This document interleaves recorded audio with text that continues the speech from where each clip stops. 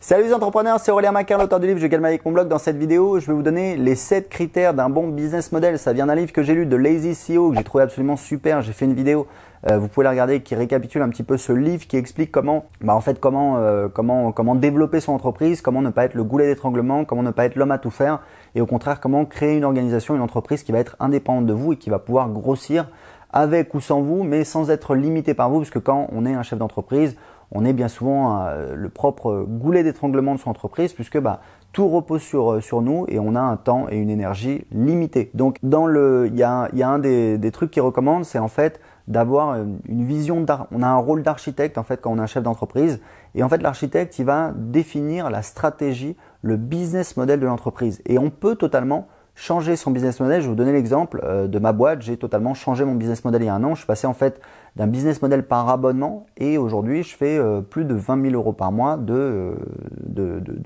chiffre d'affaires mensuel récurrent. Donc il explique que les 7 critères d'un bon business model, premièrement c'est le fait d'avoir des barrières à l'entrée. C'est pas une surprise. Si vous avez une industrie où il y a des barrières à l'entrée qui sont extrêmement faibles, c'est bien pour vous si vous voulez rentrer dedans. Mais il faut bien comprendre que même si vous arrivez à avoir du succès, il n'y a pas beaucoup de barrières pour les nouveaux entrants. Donc c'est toujours important de se poser la question, est-ce qu'il y a des barrières pour les nouveaux entrants? Moi je vois aujourd'hui, j'ai un business de vente de formation web marketing.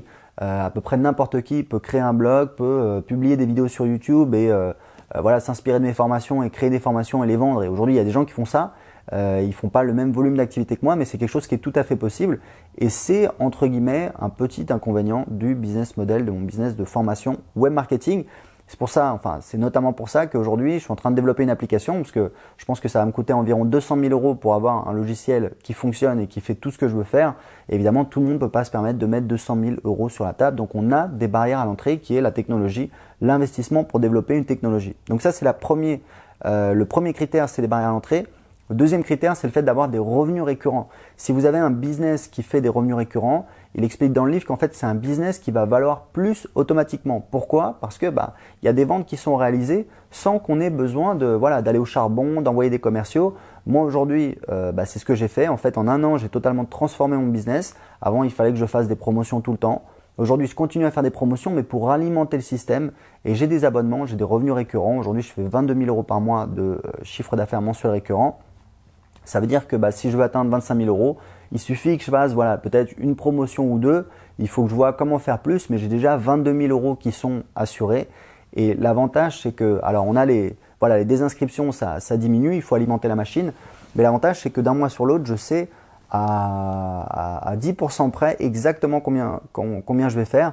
Et c'est un confort important, et c'est ça qui me permet notamment d'investir aujourd'hui, parce que je sais que je peux me permettre d'investir à peu près 15 000 euros par mois dans mon application, et j'aurai l'argent dans les mois qui viennent pour continuer à financer cet investissement. Donc avoir des revenus récurrents, c'est très important pour votre business model. Si vous voulez aller plus loin, il y a un livre que j'ai lu, j'ai lu après tous les livres sur comment créer des revenus récurrents, mais un livre qui m'a vraiment inspiré, c'est The Automatic Customer de John Varillo. Qui est également l'auteur de Build to Sell, qui est quelqu'un qui est vraiment dans une optique de comment valoriser un business. Il a écrit d'abord Build to Sell, qui est absolument passionnant sur comment valoriser et vendre un business. Et ensuite, il a écrit The Automatic Customer sur comment convertir son business en un business qui fait des revenus récurrents. Et c'est super intéressant, il explique toutes les méthodes et c'est surprenant dans plein de domaines, dans plein d'industries différentes. On peut créer des revenus récurrents, c'est parfaitement possible dans absolument tous les business. Donc, c'est la deuxième chose. Le troisième critère, c'est le fait d'avoir des marges importantes. Évidemment, c'est important. Moi, si on prend mon business de formation, j'ai des marges, évidemment. C'est un business absolument hyper rentable parce que je vais créer une formation. Ça va me coûter rien virtuellement, du temps. Voilà, peut-être, je sais pas moi. En fait, les seuls frais que j'ai, c'est d'acheter une fois un logiciel pour pouvoir enregistrer des vidéos ou peut-être faire des vidéos. Donc c'est vraiment pas grand-chose, j'ai des marges très importantes et c'est très important de voir quelle est votre marge. Quand vous faites 100 euros de chiffre d'affaires, combien il vous reste après avoir réglé les frais qui ont été nécessaires pour cette vente. Le quatrième critère, c'est le fait de ne pas avoir de besoins importants en capitaux.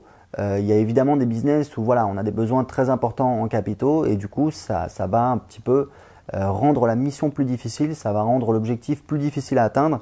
et ça va être plus compliqué. Donc mon business de formation web marketing, évidemment, il y a des besoins en capitaux qui sont très faibles. Évidemment, alors c'est aussi un pendant, c'est que du coup quand on a des business où on a des besoins en capitaux qui sont pas importants, très souvent de l'autre côté on a un pendant, c'est qu'on a des barrières à l'entrée qui sont assez faibles. Donc c'est un petit peu un pendant, c'est un petit peu un arbitrage à faire entre ces deux critères. Et d'ailleurs, on pourra constater que mon business où je suis en train de développer une application web marketing, enfin ça fonctionne déjà, je l'utilise sur mon petit blog sur comment apprendre l'anglais qui fait actuellement 1000 € par mois, j'ai des clients qui l'utilisent. Ça, typiquement, on a des besoins en capitaux qui sont plus importants, mais on a des barrières à l'entrée qui sont également plus importantes. Alors, le cinquième critère, c'est le fait d'avoir un retour sur investissement rapide. C'est ce qu'il explique, c'est qu'il y a des business où en fait, par exemple, typiquement, si vous vendez, vous vendez à des professionnels qui payent à 90 jours, ça veut dire que vous allez avoir besoin d'attendre 90 jours avant de voir la couleur de votre investissement et de voir la marge également que vous allez faire. Donc, pour en fait voir l'argent de votre client. Ça veut dire que vous avez du capital qui est immobilisé et ça veut dire que vous avez des besoins en fonds de roulement qui sont plus importants. Ça veut dire que vous avez plus de stress au niveau financier et que vu que vous n'allez pas revoir la couleur de votre argent avant 3 mois, pendant ce temps-là, cet argent, vous ne pouvez pas le faire travailler et donc ça va ralentir la croissance de votre entreprise. Donc ça, c'est un truc super important. Moi, mon business de formation web marketing, aujourd'hui, j'ai 100% de mon trafic qui est organique, ça veut dire qu'il ne me coûte rien, c'est mes vidéos sur YouTube, c'est mes blogs. Mais si par exemple, j'investis dans la publicité, je vais par exemple investir 100 € dans la publicité, ça va peut-être me rapporter, je sais pas moi, 150 €, sauf que je vais attendre peut-être 1 mois, 2 mois, 3 mois, 6 mois avant de revoir ces 150 €. Et du coup, forcément, ça va me créer des besoins en trésorerie, un besoin en fonds de roulement et ça va ralentir ma croissance. Donc, c'est vraiment des paramètres qui sont différents mais qui sont importants pour évaluer la pertinence et l'efficacité d'un business model. Alors, le 6e critère, c'est le fait d'avoir une offre irrésistible. Et là, il cite justement Eli Goldratt, qui est l'auteur d'un livre vraiment super qui s'appelle Le But et qui a écrit un autre livre que je vais lire justement suite à la lecture de ce livre. C'est en fait It's Not Luck, qui est un petit peu la suite de Goal, le But. Et en fait, il explique, donc c'est un concept qui vient de Eli Goldratt, qu'en fait, si vous voulez prendre des parts de marché, il faut qu'en fait les clients se détournent de leurs fournisseurs habituels pour vous. Et en fait, même si vous proposez un prix qui est 5 à 10% inférieur, il y a un coût en fait pour venir chez vous, parce qu'il faut changer ses habitudes, peut-être qu'ils ne vont pas être satisfaits, etc., etc. Donc si vous voulez, il y a un coût de changement.